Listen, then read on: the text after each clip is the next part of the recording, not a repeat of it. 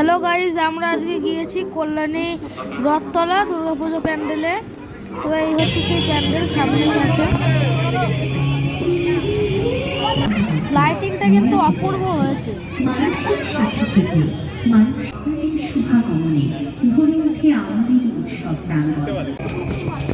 আমরা এখন প্যান্ডেলের ভেতরে প্রবেশ করছি।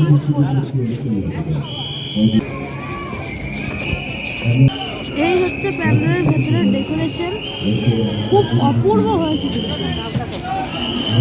ওয়াসাম,